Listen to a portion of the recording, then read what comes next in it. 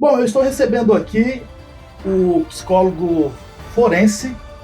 Ele já recebeu e já conversou com uma série de pessoas, principalmente, vamos colocar aqui no popular, psicopatas. E a gente quer entender melhor como funciona essa identificação, essa consulta, essa análise, até chegar a um laudo. Eu estou falando do Shouzo Abe. Eu falei certo? Isso, Shouzo Abe. Shouzo Abe. Você é japonês? Eu sou descendente de japonês. Mas morou muito tempo no Japão. Morei muitos anos lá, 13 anos. Todo mundo tem dificuldade de falar seu nome assim? Tem, né? Não é um nome tão comum. Na hora que eu falei, meu Deus, como pronuncio isso? Mas é um nome diferente. Ninguém Sim. vai te confundir em lugar nenhum. Seja bem-vindo aqui ao G5 Entrevista. Obrigado, é um prazer estar aqui conversando, ainda mais com esse tema tão curioso e interessante. Mas é um tema curioso e polêmico também. Sim. Né? E quando acontece qualquer tipo de crime hediondo que sai fora da normalidade, você é o cara que é chamado. Eu sou psicólogo, e dentro da psicologia eu escolhi trabalhar com a psicologia jurídica, e dentro da parte jurídica eu escolhi trabalhar na área criminal e familiar. Então, geralmente, eu venho há muitos anos estudando perfis criminais, questões de violências, né?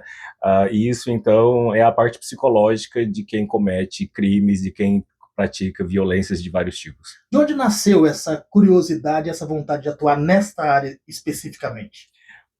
Não foi muito uma escolha minha, foi uma porta que se abriu durante a faculdade, porque no final da faculdade abriu a oportunidade de fazer o estágio em psicologia jurídica e abriu o estágio dentro do sistema prisional.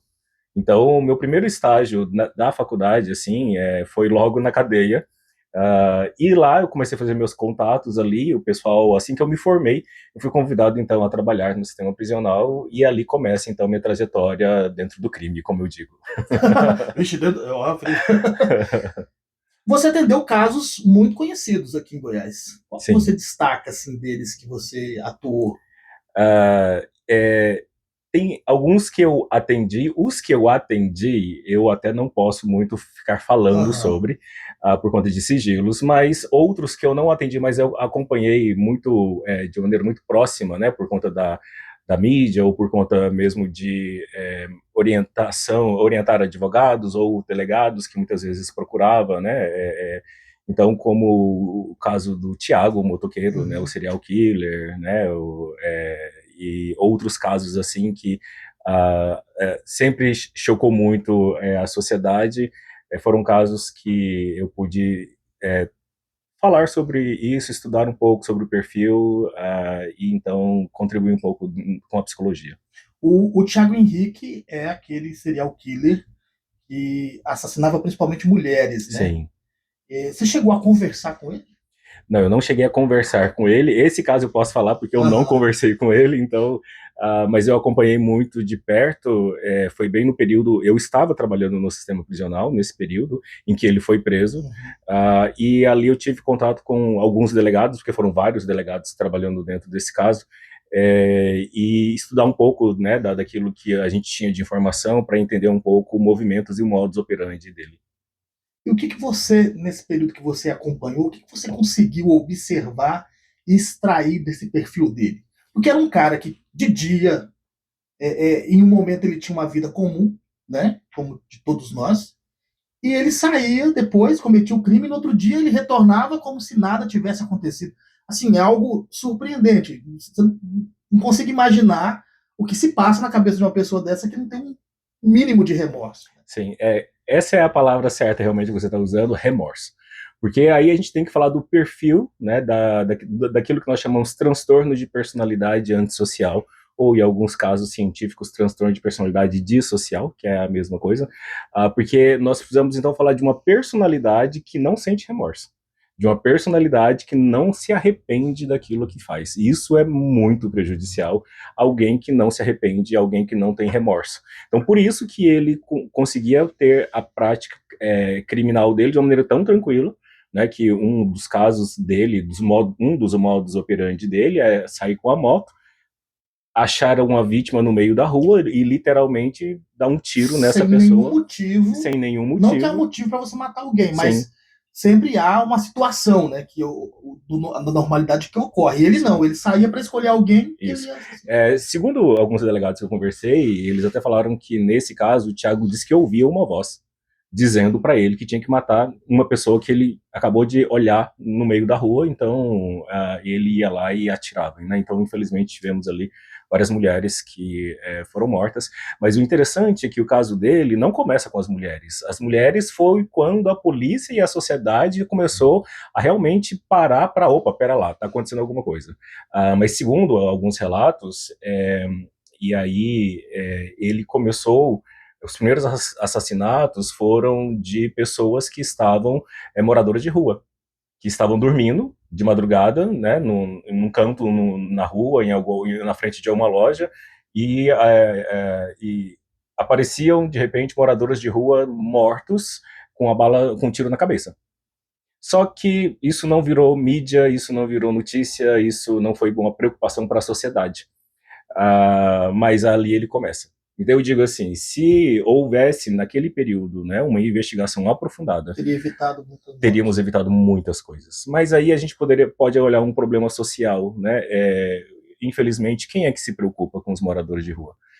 E ali podia surgir várias também versões, né? Uma briga entre eles, o tráfico de drogas. Sim. Então faltou realmente uma investigação profunda. Também não tinha uma família ali para cobrar explicações do Estado, né? Porque era um indigente, né, que morria e que ninguém ia reclamar. Enterrava, às vezes não sabia nem o nome, Sim. né? Mas o que é interessante é que depois, quando descobriu quem era essa pessoa, acharam-se, por exemplo, vídeos, né, por exemplo, na frente de loja, sempre tem uma câmera filmando, coisa desse tipo assim, e algumas pessoas dormindo na frente de umas lojas, então acharam vídeos dele, de alguém com capacete preto chegando e dando tiro que na cabeça. Que tinha a mesma característica. Sim, mas, exatamente, então tinha filmagens desde essa época, mas não era aquela coisa assim, midiática ou de preocupação da sociedade. Então faltou, na verdade, até um trabalho mais aprofundado, até na própria imprensa de cobrar, né? Uma sensibilidade social também. Porque, novamente, quem se preocupa com o morador de rua morrendo? E aí ele evolui, aí ele muda a estratégia. Então, quer dizer, aí muita gente vai falar assim, não, aí a população, a grande parte, olha para um lado espiritual. Sim. Quando se fala de uma voz que está falando no ouvido de alguém, né? Sim. O sobrenatural. Isso também passa na sua análise? Passa porque a gente, para a psicologia, a gente não vai tratar nesse nível de vozes espirituais, porque a ciência não trabalha nessa questão espiritual. Mas existem alguns transtornos dos quais as pessoas têm, em que realmente escutam vozes. E aí, a gente tem que entender, será que é um transtorno que está realmente na cabeça dessa pessoa? Ou será que é ele mesmo? Ou ele está usando isso só para uma desculpa? Com qual fundamento tem isso? Então, há aí uma necessidade de fazer uma análise mais aprofundada disso, só que, infelizmente, até onde eu sei, essa análise não foi feita nessa profundidade. Então, foi só um testemunho dele, onde ele trouxe essa informação, mas isso não foi feita uma avaliação psicológica ou psiquiátrica aprofundada, realmente, para entender o motivo pelo qual ele utiliza esse tipo de argumento para tentar se justificar. Mas nesses casos, talvez, não sei se você já pegou um caso desse e se aprofundou, mas eu vou perguntar porque me surge uma curiosidade. Vamos tirar o sobrenatural da situação, que é o que a maioria das pessoas acreditam nesse ponto. Quando a pessoa escuta essas vozes, o que pode ser? É algo da própria cabeça dela? Ela acha que está ouvindo uma voz? Ela está... É uma questão de religião, de que ela... às vezes fica tão obcecada por algo que acha que está ouvindo voz. De onde que surge essa voz que muita gente, principalmente os psicopatas, falam que escutam? Então, geralmente nós temos duas possibilidades. Primeiro, pode ser um transtorno, porque, por exemplo, a esquizofrenia ou até o surto psicótico, em alguns momentos a pessoa tem delírios e alucinações. Ela escuta vozes, ela imagina coisas, né, sobrenaturais, e ela acha que aquilo é verdade. Se você estiver frente a uma pessoa em surto psicótico e, por exemplo, ela está falando, eu estou vendo vários cachorros vindo atrás de mim. E se você tentar segurar essa pessoa nesse momento, com certeza não vai dar muito bom para você, porque ela literalmente, na mente dela, ela está vendo um monte de cachorro vindo. E se você segurar essa pessoa, possivelmente essa pessoa vai te agredir. Então, mas estamos falando aí de um surto psicótico. Se não for um surto psicótico, pode ser coisa da nossa própria mente, porque qualquer pessoa, por exemplo, você está andando na rua, e de repente você olha para alguém e você sente assim, nossa, aquela pessoa me parece perigosa. Você pode dizer que foi uma voz dizendo para você, olha, não fica perto daquela pessoa, porque aquela pessoa parece ser perigosa. Então, existe dentro de você, aí todo o seu histórico, né, daquilo, das influências sociais, daquilo que você ouviu, daquilo que você aprendeu, de repente você vai colocar aquela imaginação como se fosse uma voz. E quem não tem um discernimento saudável, né, porque naturalmente você sabe discernir quando é a sua voz, quando é uma questão externa, e quando a pessoa não consegue discernir, ela acaba cumprindo com aquilo. E aí, por isso que eu estou falando que precisa existir uma análise aprofundada. Né? A gente não pode afirmar somente com aquilo que ela está falando, ainda mais no momento de processos jurídicos e criminais, quando está acontecendo desse tipo. Você acompanhou o caso do Lázaro. Sim. Também foi um caso que eu não sei se o Lázaro pode ser chamado de serial killer. Porque, ou foi só um surto? Porque qual que é a diferença do Tiago pro Lázaro, por exemplo? Sim. Bom, o Lázaro, até onde a gente sabe, pelo que eu me lembro, né, que já faz um tempo também, mas ele começou, primeiro momento que ele aparece na mídia foi porque parece que ele chegou numa casa e matou 4 ou 5 pessoas que estavam lá dentro. Né? Tem um termo em inglês que chama mass murder. Mass murder é assassinato em massa. Assassinato em massa é isso, eu chego lá, mato 5 pessoas. O serial killer é uma pessoa que vai mata um agora, aí tem um resfriamento de tempo, depois ele mata outro, aí depois tem um resfriamento de tempo, ele mata outro, e geralmente o serial killer, ele tem um modus operandi igual. Age sempre da mesma forma. Sempre da mesma forma. Então, e possivelmente o serial killer faz isso planejado, pensado, com muito cuidado. Por isso que é difícil pegá-lo. Ele não é pego. Então todo serial killer ele planeja uma série de assassinatos. Sim. Como ele vai começar, como que ele vai executando isso ao longo, para não ser identificado. Sim, exato. Até o FBI, né, a Polícia Federal dos Estados Unidos, eles classificam que o serial killer ele tem que matar pelo menos 3 pessoas com o mesmo modus operandi e um resfriamento de tempo entre elas. Então, para ser considerado, né, um serial killer. E aí, claro que a motivação para o assassinato aí pode ser muito pessoal, no sentido de o porquê que ele está fazendo isso, ou pode ser também, muitas vezes, porque alguém pediu para ele fazer. Então, tem várias possibilidades desse assassinato acontecer, né? Então, a investigação tem que chegar nesse lugar também para entender isso. Então, aí o Lázaro, no caso, ele se encaixa o quê? Ele teve um surto psicótico? Seria isso? Então, pelo que a gente entende, ele até me ajuda a refrescar a memória, porque faz tanto tempo, ele chega, mata uma família, ou mata gente da casa ele continua, toda. Fugir, aí já entra a parte que ele começa a fugir da polícia, né? E acaba entrando em algumas casas, deixando algumas. Isso, faz refém. Ele matou mais o dono de mais 2 pessoas, o dono da fazenda, onde ele invadiu e ficou. Então, ali você vê que possivelmente isso não foi um plano dele. Foi algo que ele perdeu o controle. Então ele tá fugindo, sei lá, o que aconteceu para ele ter matado lá 4, 5 pessoas de uma vez. E depois, ele tentando fugir, ele vai, então, cometendo vários tipos de outros crimes, né, como coagir, como deixar refém, esse tipo de coisa. Então, ali possivelmente não houve um planejamento para isso. A polícia descobre, né, a mídia descobre, e isso começa, então, fica lá 20 dias até mais de perseguição até encontrar essa pessoa.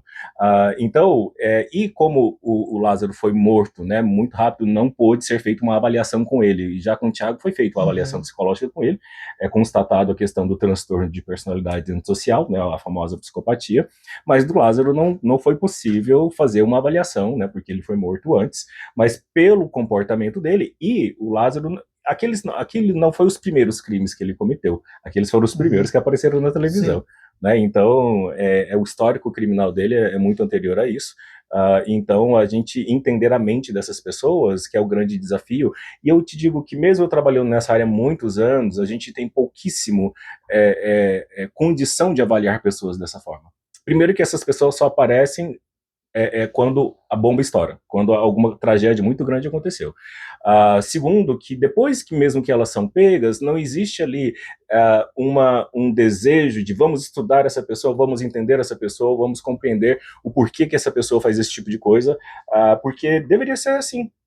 Para a gente prevenir, né, novas tragédias como essas, nós tínhamos que estudar essas pessoas, mas não existem políticas públicas adequadas para olhar para esse tipo de situação. Nós, estudiosos, quem vem dessa área, eu mesmo, muito do que eu sei foi por minha conta, foi porque eu fui estudar por conta, fui atrás disso, não porque existe um curso, não porque o governo me propicia ou facilita esse tipo de trabalho ou o tipo de pesquisa que deveria existir, né? O Tiago, voltando ao assunto do Tiago, se ele for solto, provavelmente ele volta a cometer os crimes. Uma pessoa que é diagnosticada, né, com transtorno de personalidade antissocial, isso não tem cura. Isso não tem um remédio para tirar este comportamento dele. E poderia até tentar um tratamento, né, para ver se ele modifica o comportamento dele. Porque a grande questão é, o que aconteceu? Segundo as notícias, ele tinha matado, ele assume ter matado 39 pessoas. Isso já é um dado muito interessante, porque eu trabalhei na cadeia há muitos anos, e uma pessoa que é pega por assassinato, alguma coisa assim, a grande maioria nega até a morte, não fiz, não matei, o cara tá preso, ele chega lá na cadeia falando, eu não matei, ele continua negando. Ele continua negando. Mas alguém que é preso hoje, e hoje ele já confessa 39 assassinatos. Isso não é comum, isso não é normal. Então isso já fala, opa, pera lá, isso já mostra um comportamento diferente, isso já mostra uma atitude diferente. Ele quer ser reconhecido, porque ele matou 39 pessoas. A fama aguça também? Muitíssimo. Aí, se você pegar vários serial killers que nós temos na história, muitos deles viraram documentário, viraram notícia, fizeram livros dessas pessoas. O próprio Thiago tem um livro, né? O Maníaco do Parque virou filme. O Maníaco do Parque virou filme, e tantos outros que nós temos por aí afora, né? Então, eu lembro que eu entrevistei uma pessoa no presídio que nós tínhamos um grande uma desconfiança que ele tinha um transtorno de personalidade antissocial. Por que eu falo desconfiança? É porque para você chegar nesse diagnóstico não é fácil e nem simples. Precisa de toda uma avaliação. Em média demora quanto tempo? Porque precisa ter várias entrevistas com ele, mas também tem que ter uma entrevista psiquiátrica dele e, se possível, também de um assistente social, de vários profissionais analisando aquele comportamento de uma forma longitudinal, né, de vários comportamentos, para entender como é que ele chega agora praticando isso. Mas, e aí eu lembro que entrevistando essa pessoa lá na cadeia, que possivelmente tinha esse transtorno, ele falava assim para mim, doutor, quando eu sair da cadeia, eu quero escrever um livro, eu quero fazer um documentário da minha vida. E eu pensava, pô, mas esse cara matou 5 pessoas e ele tá falando que ele quer, né, ensinar o quê? Ele falou, né, porque eu quero ensinar as pessoas como que a vida é, né? Então ele pega toda aquela criminalidade que ele comete e ele acha que aquilo vai elevá-lo. E ele sabe que, se a gente pegar na memória, nós temos o Leonardo Pareja, de muitos anos atrás, né, quando a gente ainda era adolescente, que fez a rebelião no sistema prisional. Ele foi um dos primeiros que saiu na televisão. Tem documentário do Leonardo Pareja. Se você for, né, no YouTube, tem documentário dele, né? Então ele virou meio que um símbolo de, tipo, o cara no mundo criminal deu muito certo, porque ele fez tudo que fez e ainda saiu como um cara grande. Então esses psicopatas têm esse ideal de ocupar esse lugar. O próprio Tiago, uma coisa interessante, né, das várias vezes que ele saiu na televisão, a grande maioria das vezes ele tá com a barba feita, cabelo cortadinho, ele não está com uma cara deprimida, culpada. Acho que teve uma gravação da Record, inclusive, que ele até sorri, né? Então. E aí você vê ele numa postura muito boa. Não é de alguém que está assim, nossa... Que matou 39 pessoas. Isso que ele confessou, né? Isso que ele confessou, né? Então, isso não é, entre aspas, não é aquilo que se espera de alguém que está arrependido. Então, a televisão para ele nunca foi um lugar assustador. Ele nunca quis esconder o rosto dele. Ainda mais nessa situação. Se você pegar as filmagens de quando ele foi preso, né, no dia que ele foi preso, ele aparece lá de peito estufado, mão para trás, o colete à prova de bala, né, porque tinha que protegê-lo ao mesmo tempo, e ele tá todo altivo. geralmente, quando você vê uma reportagem comum de uma pessoa que assassinou, a pessoa está de cabeça baixa, né, não encarando os repórteres, ou tentando evitar esse tipo de entrevista, não. Mas essas pessoas, elas estão altivas dentro desse lugar. O que assusta parte da sociedade também, doutor, é o fato de mulheres escreverem cartas Uhum. para esse tipo de criminoso. Uhum. Qual que é a questão psicológica também dessas mulheres? Porque Então, alguma coisa tem aí também, não chama atenção? chama muita atenção. Agora teve um, agora só para concluir, agora tá um tal de Bandigato, você ficou sabendo? Não. É um traficante, o cara é muito bonito, que foi preso e as mulheres nas redes sociais enlouquecidas. Uhum. E o cara ganhando milhares de seguidores nas redes sociais. Sim. Então, assim, isso é um traço psicológico que merece atenção também. Sim, eu até digo que a gente deveria também fazer estudos psicológicos sobre por que um perfil como o do Thiago chama tanta atenção de mulheres, né? E ele, durante um bom tempo, recebeu muitos e-mails. Naquela época não tinha rede social como hoje, né? Cartas, então né? recebia cartas, recebia e-mails, tal, né? E eu acho que assim seria muito interessante estudar mas esses homens, né, criminosos, eles transmitem uma As mulheres acham isso? segurança. Porque olha O só, cara que matava mulheres. sim, exatamente. O cara tá altivo, o cara tá com a cabeça erguida, o peito tá estufado. Então é aquela apresentação. E aí vai o imaginário de cada um. O que cada um, ao olhar aquela figura, imagina, pensa, sente. Né? O que a gente sabe é que muita gente sente, muitas mulheres sentem uma atração.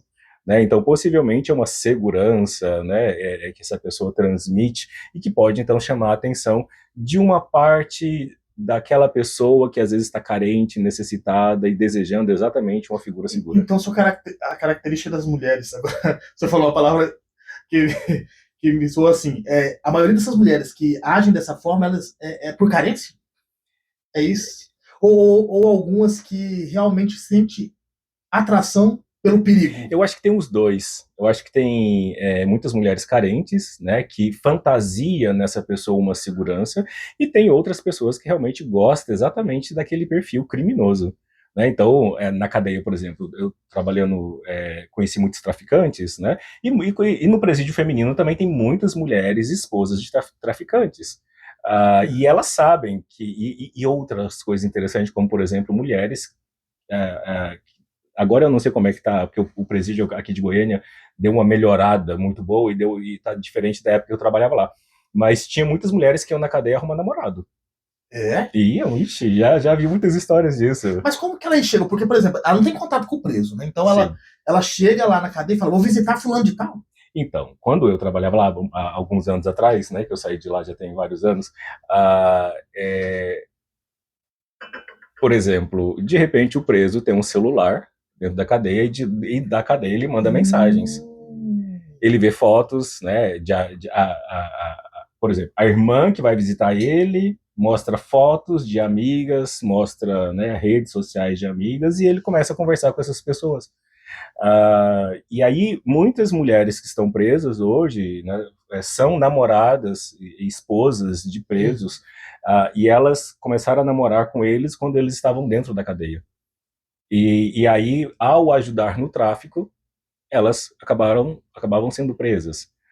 Então, e nós tínhamos histórias mais tristes também, como, por exemplo, mães e avós que acabavam sendo presas pelo tráfico do filho, do marido, porque ela, de repente, estava dentro de uma casa onde tinha muitas drogas. E aí, quando ia ver, ela estava ocultando. E homens? Vão atrás de mulheres também?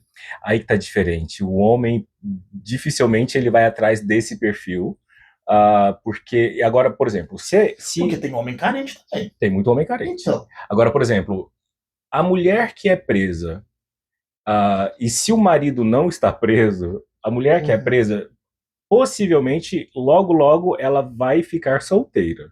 Porque esse homem não vai visitá-la.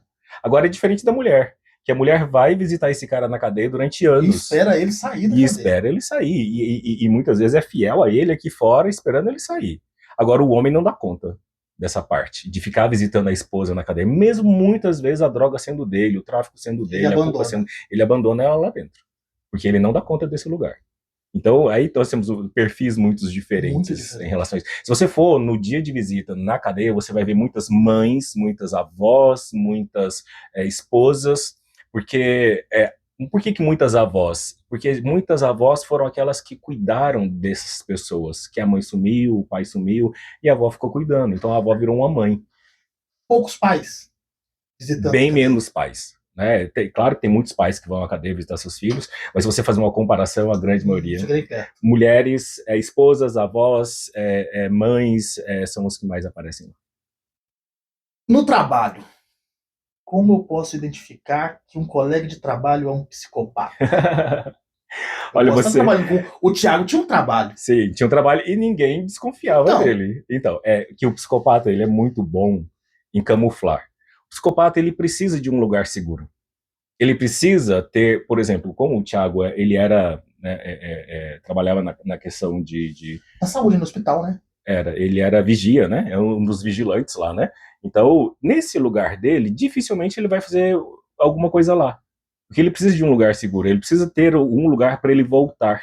Existem histórias que eu ouvi até de delegados daquela época, que algumas funcionárias, né, do materno infantil que acabavam o plantão, ou ia embora de madrugada, ou ia embora tarde da noite, falava para o Tiago, me leva até o carro, porque Meu tem Deus. um cara matando mulheres, eu tenho medo. E ele levava essas mulheres até o carro, né, para dar segurança para ela, porque ele era um segurança ali do materno E não tinha infantil. risco nenhum de matarem ela. Não, porque, novamente, ele precisa de um lugar seguro.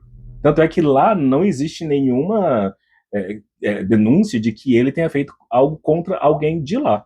Né, até onde eu sei, a não ser que apareça alguma coisa depois. Né? Então, aí você vê, ele tinha um lugar seguro dele que ele podia voltar onde ele podia, entre aspas, viver uma vida normal.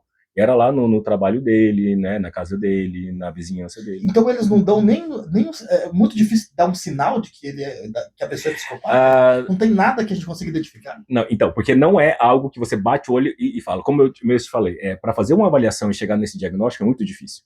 Não é simples. Tem que ter psiquiatra, assistente social, tem que ter psicólogo avaliando. A gente tem que pegar o histórico, né, desse cara de forma longitudinal para entender o comportamento dele e chegar. Então, quem está trabalhando com ele, primeiro, não tem um conhecimento técnico e científico do que é um transtorno de personalidade antissocial. Segundo, que ele camufla muito bem. Ele pode muitas vezes te fazer mal, ele pode muitas vezes ser nocivo com você, mas ao mesmo tempo ele vai te confundir. Ele não vai entregar o ouro para Ele é você. agradável. Ele é agradável, mas ao mesmo tempo que ele é agradável, ele pode ser muito nocivo.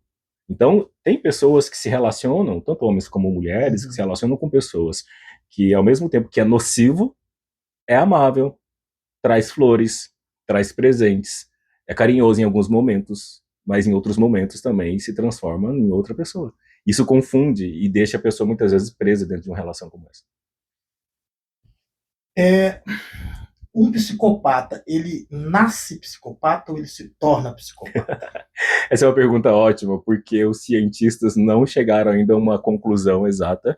Agora, existem duas linhas de pensamento ou de estudos que, se você for, por exemplo, nos Estados Unidos, tem uma linha de estudos que vai acreditar que a pessoa nasce psicopata.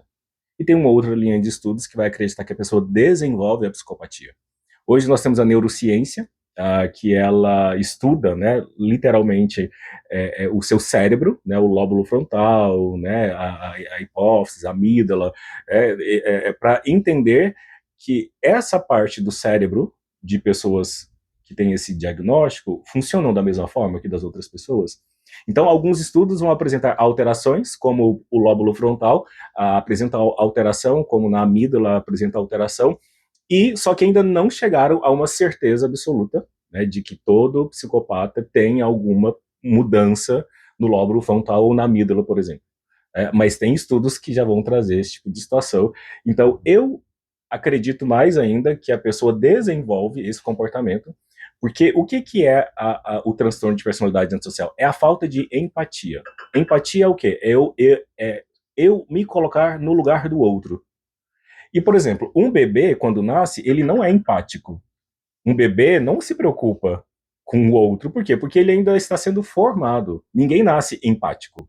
A empatia é algo que você vai desenvolvendo ao longo da O bebê vida. não tem nenhum tipo de sentimento? Não, ele tem vários Tem. sentimentos. Ele não tem a empatia. Só isso. E a empatia ele vai desenvolver, porque é a hora que ele, por exemplo, de madrugada, ele começa a chorar, berrar, e a mãe fala assim, ó, faz silêncio, porque o irmãozinho tá dormindo. Esse é o momento em que, aos poucos, esse bebê vai assimilando essa informação, e daqui a pouco ele para de chorar, né? Daqui a pouco ele vai entendendo aos pouquinhos, e ele vai ficando empático. Aí quando fala assim, ó, ai, não pode falar palavrão na frente da vovó, porque o mais velho, aí ele vai desenvolvendo a empatia. Então a personalidade também ela vai desenvolvendo a partir disso.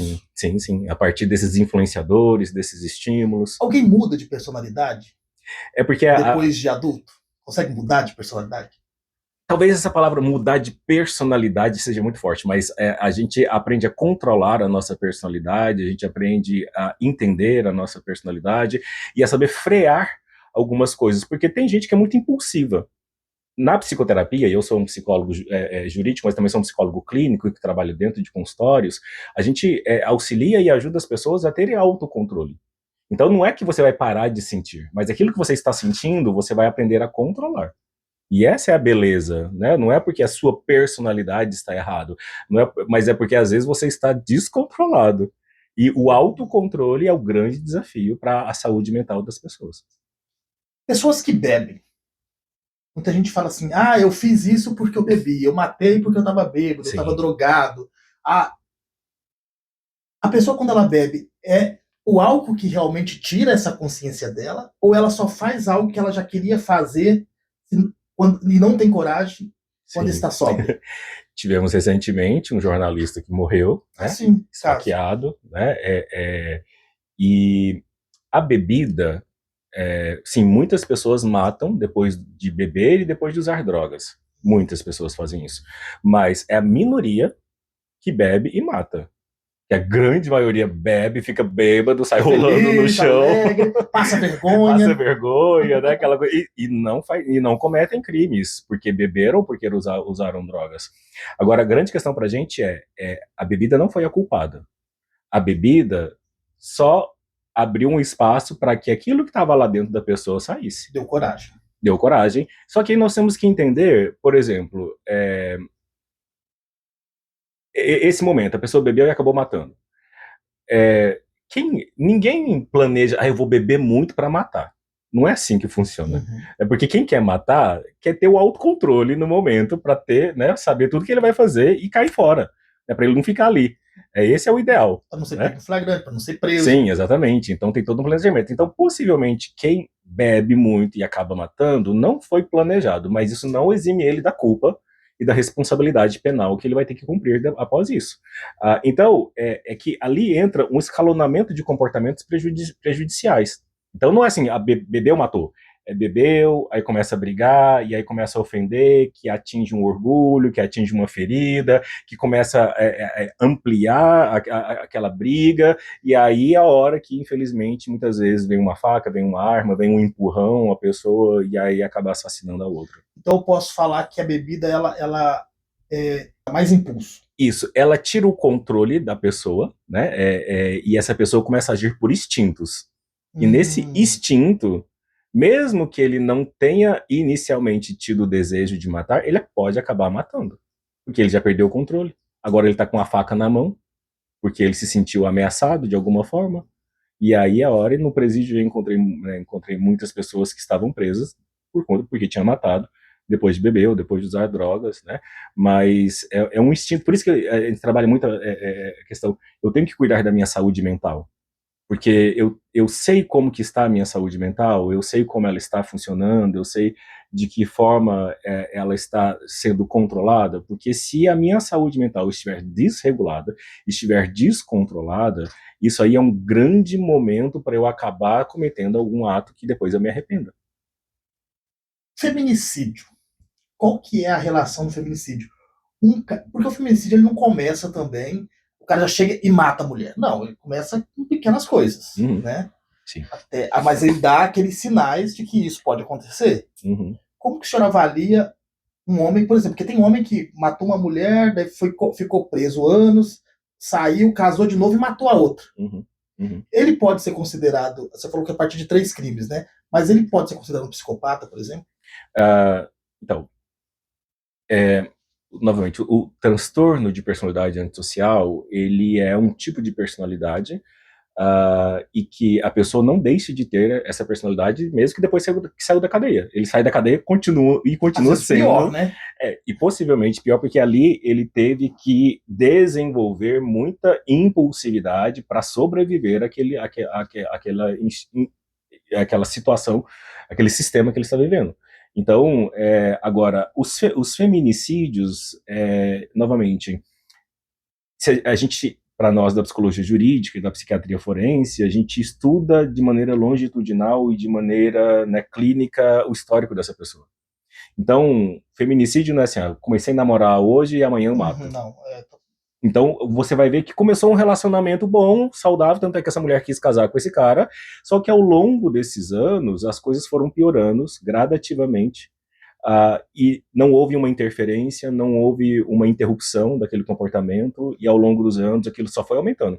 Tanto que hoje nós temos o ciclo da violência doméstica, que geralmente começa com brigas, começam com empurrões, começa com quebrar as coisas, né, começa com isso, daqui a pouco a agressão física, né, e aí daqui a pouco, depois disso, vem um arrependimento do agressor, que a gente chama da fase de lua de mel. E aí ele fala assim, não vou fazer mais isso. Não vou fazer mais isso, é porque eu bebi, é porque eu tô preocupado, é porque tá difícil a vida financeira, vai colocar a culpa em alguém, né?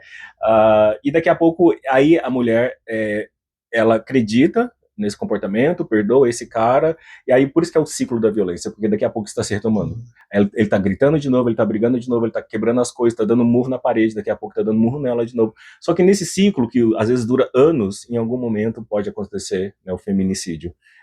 E novamente, isso já estava sendo anunciado, só que talvez as pessoas não perceberam, ninguém interviu naquilo, ninguém ajudou aquela mulher que estava naquele lugar. Muitas vezes ela foi desacreditada quando ela falava que estava sofrendo algum tipo de coisa. Ou tá aí porque quer, né? Ou tá aí porque quer, exatamente. Porque gosta, ou aquela coisa, não, tem que ter paciência, homem é assim mesmo. Ele só bate quando bebe.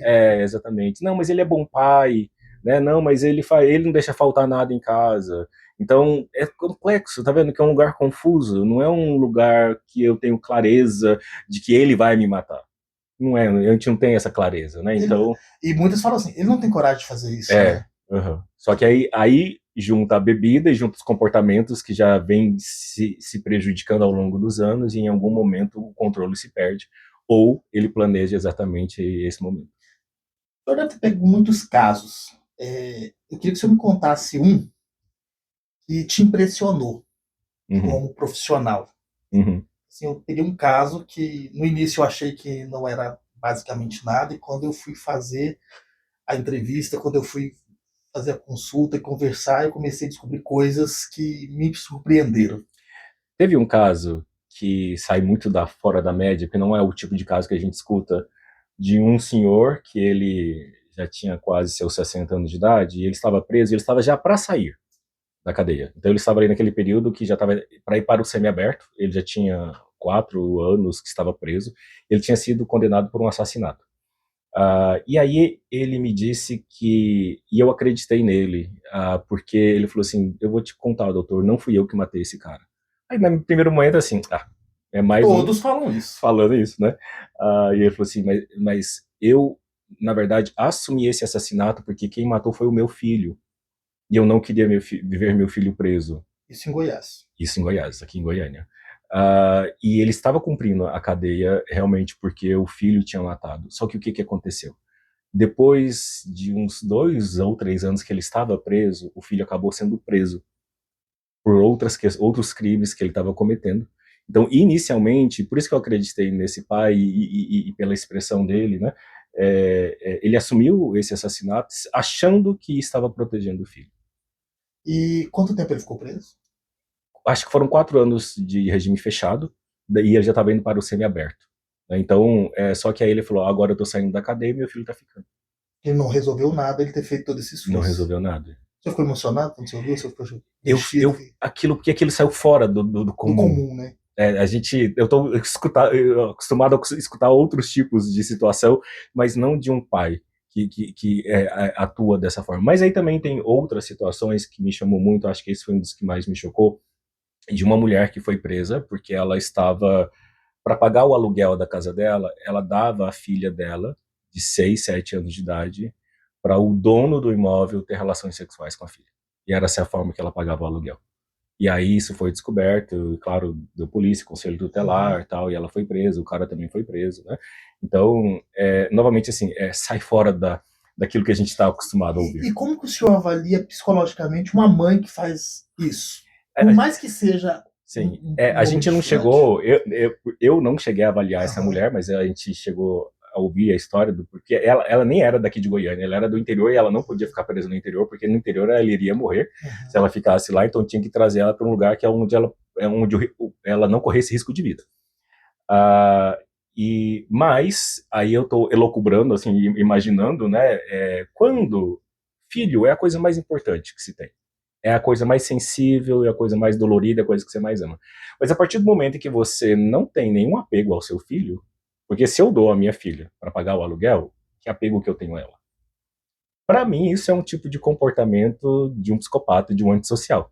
Né? Porque meu filho é só um objeto. Né? Ela é só um cartão de crédito, minha filha. Né? Porque, Porque se então, ela dá para pagar o aluguel, ela trocaria por dinheiro, para várias outras coisas. e aí que tá, né? Então é algo extremamente complexo. Por mais que a gente discute muito sobre crime, quando chega nesse lugar, sai fora até mesmo da curva daquilo que a gente espera. Né? A gente não espera uma mãe ter esse tipo de comportamento, mas infelizmente a gente vê isso acontecendo. Bom, a gente está chegando no final da nossa entrevista, é um assunto muito extenso, o senhor tem que voltar aqui, né? Nós temos que falar mais Sim. coisas. Sim. Tem mais algum outro caso, alguma outra história que o senhor quer falar? Que você fala assim, é importantíssimo falar isso aqui. Eu não vou falar de um caso específico, mas eu vou falar de um tema que incomoda muito e a gente escuta isso, infelizmente, todo dia, que é o abuso sexual de crianças. É um outro tipo de perfil que eu estudo, né, sobre os abusadores sexuais infantis. Eu já até escrevi artigos científicos sobre isso e continuo estudando esse perfil. E é outro tema muito delicado, porque a grande maioria dos abusadores sexuais infantis são pessoas próximas às crianças. Não é alguém que estava passando na rua, catou essa Chega a criança. ser quantos por cento dos casos descobertos? Nós não temos, assim, porque é muito difícil, né? Assim, como isso acontece todo Conta de dia. padeiro. Mas assim, a gente pode dizer que é a grande maioria. Por quê? Eu vou te dizer. Porque, primeiro, a criança não fica perto de quem ela tem medo. E ela não fica sozinha com quem ela tem medo. A criança só vai ficar perto de quem ela conhece.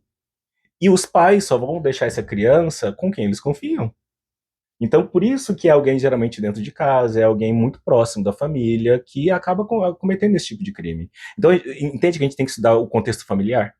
A gente tem que ajudar a entender como é que isso funciona. E o pedófilo, né, que usando esse termo, não é? O pedófilo, ele tem toda uma estratégia também de funcionar.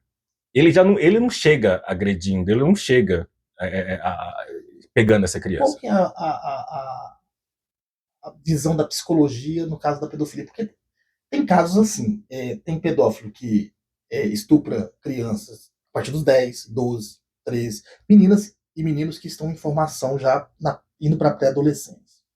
Mas tem casos ainda mais absurdos do que esse, que são bebês de 9 dias, de 20 dias, de 1 ano. Como que explica a mente de um ser como esse? Aí que tá outra questão, novamente eu vou voltar a esse assunto, porque é tão difícil, porque quando essas pessoas são pegas, não tem um projeto de tentar estudar a mentalidade ou o perfil dessa pessoa. É como assim, ó, aprendemos, então solucionamos o problema. Essa é a fantasia da sociedade e da própria justiça.